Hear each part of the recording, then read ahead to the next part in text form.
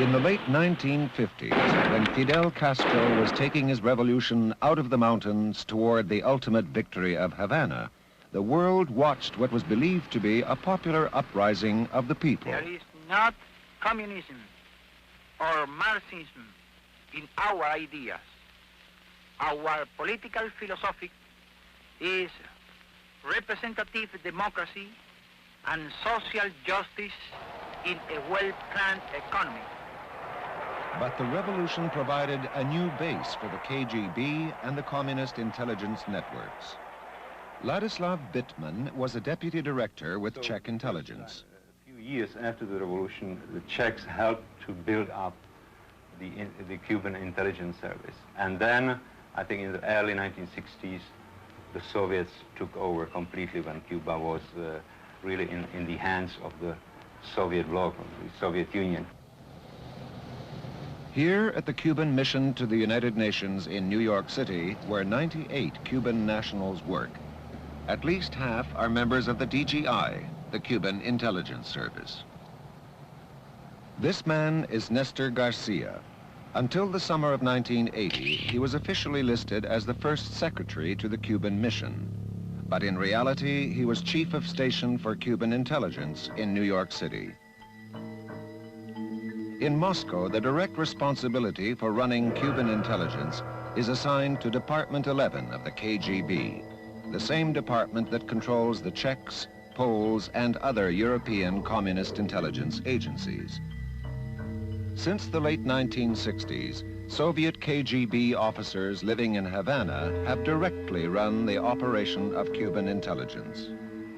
As a result of 2 years' research, the Connections team has been able to ascertain these startling facts. Cuban intelligence was taken over by the Soviets in 1969. At that time, it became and has remained totally financed and controlled by the KGB. Now living in hiding, this man is the highest-ranking Cuban officer to defect to the United States.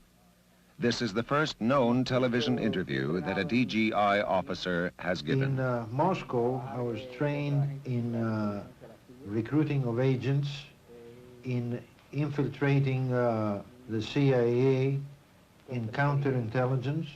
Was all your training directed at the United States? All your training in Moscow directed at the United States? Even if the work dealt with operations in Italy, France, England, Canada, it was ultimately directed against the United States. In the case of a plan of sabotage against an American embassy, the physical layout of the plant had to be known. Was there any other installations than embassies that were looked at for sabotage? All the big American companies. Since the late 1960s, General Semenov of the KGB has controlled the DGI from Havana for the Soviets.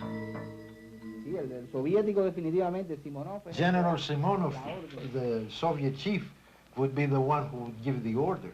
So the Russians controlled Cuban intelligence, actually controlled? Totally and absolutely. You saw the files of these people in Havana, correct?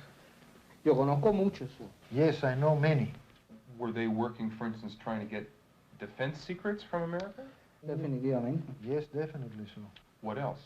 ¿Qué otra cosa? Información política. Political information, economic information, leftist movements in the United States, on the blacks.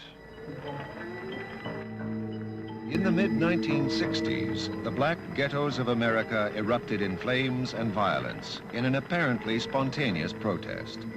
The riots did not need instigation by outside elements, yet once the conditions were ripe, revolutionaries of the left moved in, funded and supported by the Cuban DGI. One such revolutionary was Philip Luce. What was the nature of your meeting with Fidel Castro? Our nature, first of all, was we met a number of times. Myself and some of my friends, we went to New York and we had some discussions with the Cubans at the United Nations. They had been inviting us to come to Cuba for a long time. They had promised us that we could come there and organize a training facility where people could be taught how to use weapons, how to manipulate the different firearms, and also how to make different demolition devices such as bombs, letter bombs, and so forth. There are many people at that time who were trying to make bombs, but they were blowing themselves up, blowing their mothers' houses up, and so forth. On March 6, 1970, as the Weatherman Group on West 11th Street put the final touches on the bomb, there was a short circuit in the wiring, and the device accidentally exploded.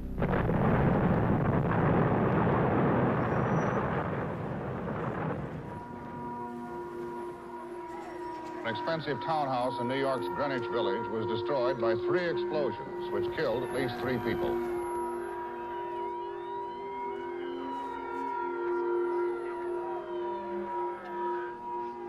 The police still only know a part of the story.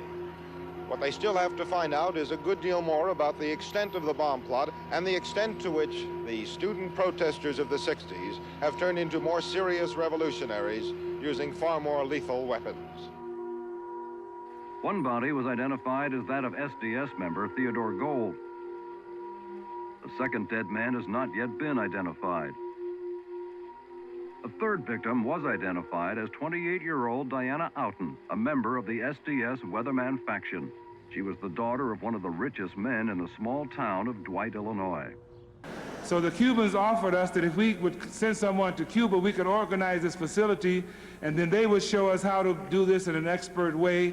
Plus, we would be able to train our people in political and economic philosophy on the communist model. Well, up until my situation developed, we never had anybody in our organization who really wanted to go to Cuba and stay for any length of time. But when my situation developed, and after I had counseled with my friends, we decided that I would go on a little mission to Cuba. But our first meeting dealt with what the group would do in Cuba. Secondly was what we could do in the United States once we returned. And third of all, we received over $20,000 to bring back to the United States. The next year, we were engaged in tremendous riots in New York City, which then spread to Cleveland, to Los Angeles, to other areas. Agitation at that juncture was vital, not only to our cause, but to the cause of the Cubans. We trained people in the use of weapons. We also trained people on how to stand on top of their tenement buildings and throw down garbage cans filled with bricks. We also taught them how to make Molotov cocktails.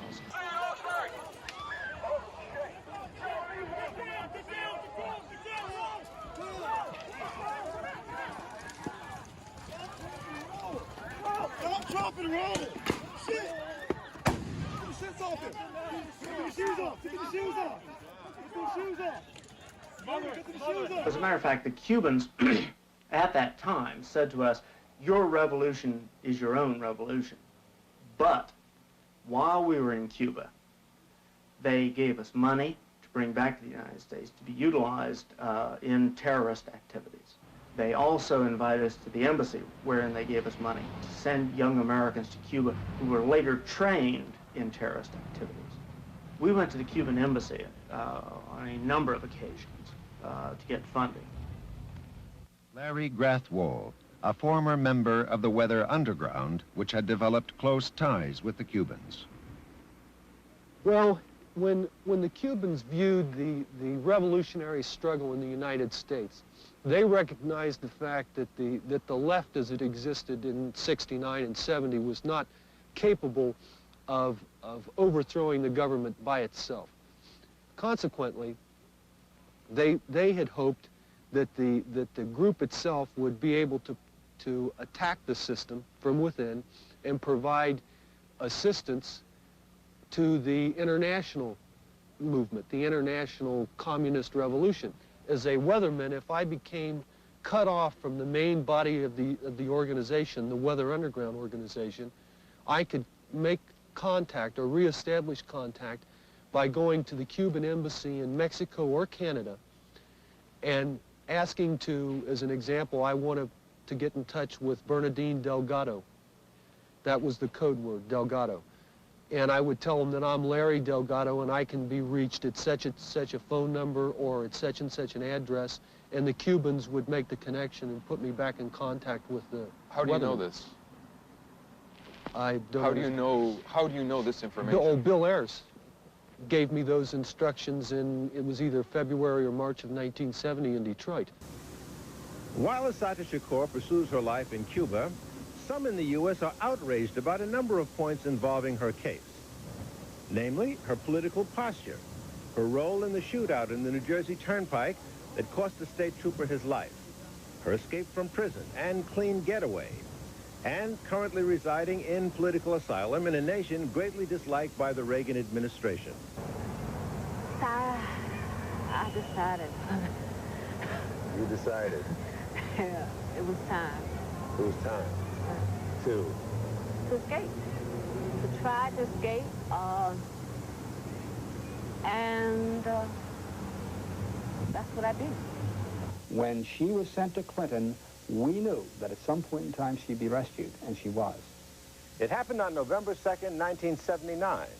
Ms. Shakur broke out of the maximum security facility for women in Clinton, New Jersey. And I say it wasn't an escape, it was a rescue, because people came in from the outside, assaulted that facility, and took her out. They took her from there to East Orange. We know that from East Orange, she eventually found her way to Pittsburgh, Pennsylvania, and/or went out of the country and came back to Pittsburgh. I'm not quite sure. But if you are to listen to the testimony of James Costin, who was a witness, a cooperating witness in the Nyack trial, he put her on an airplane in an airport, probably JFK, and she was bound somewhere for the Mediterranean. I escaped. It was a clean escape. No one was hurt. I planned it as well as I could plan it, and that's all I got to say about it.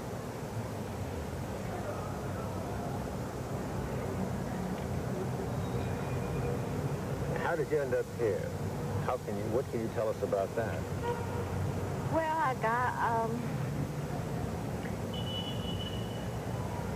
I wanted to find somewhere where I would have a chance to be with my daughter, normalize my life, where I would have a chance to,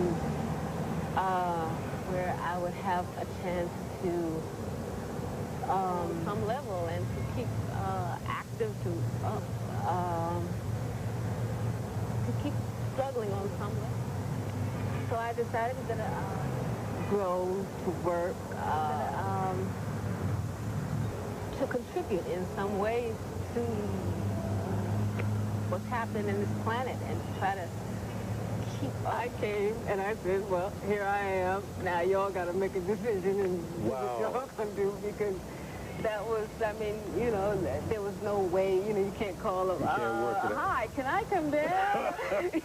That was impossible.